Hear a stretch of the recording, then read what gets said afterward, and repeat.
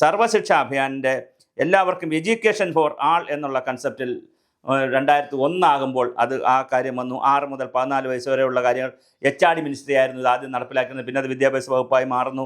പിന്നെ പുതിയ സ്കൂളുകൾ സ്ഥാപിക്കുക, അധ്യാപകരെ പരിശീലിപ്പിക്കുക, ഇതെല്ലാം വന്നു. 2018 ഈ SSAയും സമഗ്ര ശിക്ഷാ അഭിയാനും അതുപോലെ തന്നെ RMSA രാഷ്ട്രീയ മാധ്യമിക ശിക്ഷാ അഭിയാനും ടീച്ചർ എഡ്യൂക്കേഷൻ എന്നൊക്കെ പറഞ്ഞ് അത് വലിയ രൂപത്തിൽ 2018 ആകുമ്പോൾ എല്ലാം കൂടെ ലയിച്ചു.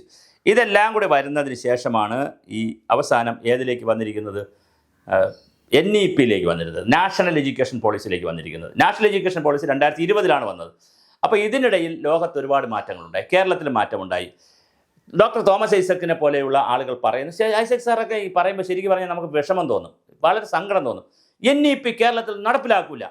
NEP-യുടെ ഭാഗമല്ലേ സാറേ ഇവിടെ ഡോക്ടർ ബിന്ദു ഒക്കെ കൂടെ പോയി പൈസ മേടിച്ചിട്ട് കോളേജുകളിൽ 4 ഇയർ അണ്ടർ ഗ്രാജുവേറ്റ് പ്രോഗ്രാം എന്ന് പറഞ്ഞ് FYUGP നടപ്പിലാക്കുന്നത്?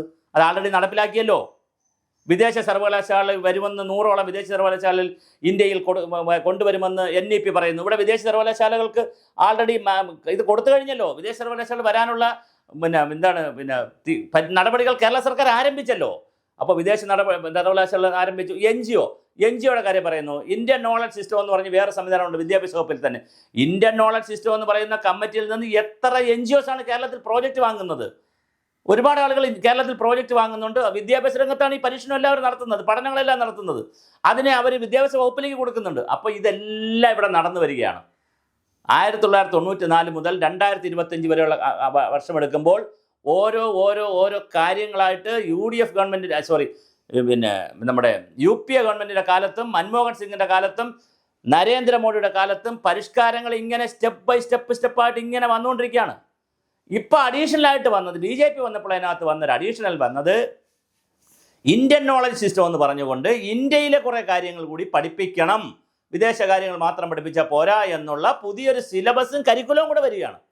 ഇത് പഠിപ്പിക്കില്ല എന്ന് തോമസ് ഐസക്കിനെ പോലുള്ള ആളുകൾ, ഡോക്ടർ തോമസ് ഐസക് പറയുമ്പോൾ ഇപ്പോൾ NCERT പഠിപ്പിക്കുന്നില്ലേ ഇവിടെ കാര്യങ്ങൾ?